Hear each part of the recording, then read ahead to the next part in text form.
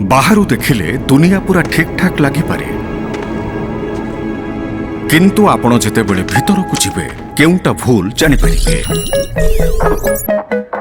आसंतु नजर पकेइबा रिफ्लेक्टॉप double binding technology उपरे। वर्तमान आइसोपायराजम हेउछि बजार रे उपलब्ध एकमात्र पायरोजल कार्बोक्सिमाइड, जेउथिरे अछि अनन्य और अतिरिक्त व्यंजनर बर्नियन रिंग, जहा पत्र को महमर परस्त और फिंपी रे टार्गेट साइट दुईटी रे मजबूत बाइंडिंग देइथाय।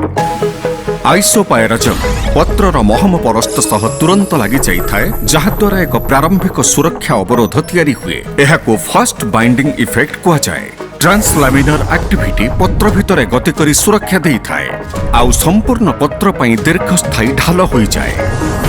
आइसोपायराजम बहुत प्रभावशाली, कारण यह प्रथमे ही निज काम आरंभ करिदिए एवं पत्रर महम परस्तरु बाइंडिंग करिथाए। यह विभिन्न पानीपाग यथा उच्च वृष्टिपात, अधिक तापमात्रा एवं यूवी एक्सपोजर को सहाय करिपारे। लगाइबा परे आइसोपायराजम रोग को नष्ट करिबा और एहाको पत्र रे संक्रमण को रोकिबा पई प्रस्तुत होई जाए। जेतेबेले कोनोसी फिंपी पत्र उपरे आसी आक्रमण करिबा को चेष्टा करे, आइसोपायराजम एहाको क्षति करिबा पूर्वरु ही ब्लॉक करि दिए।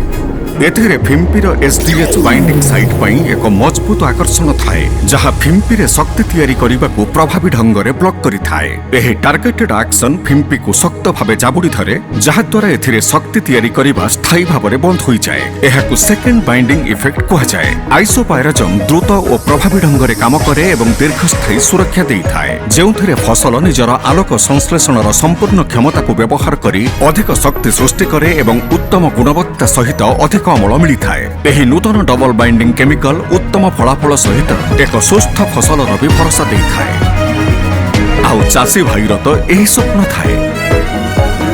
रिफ्लेक्टॉप सुरक्षा जहाँ चिंता हटाए।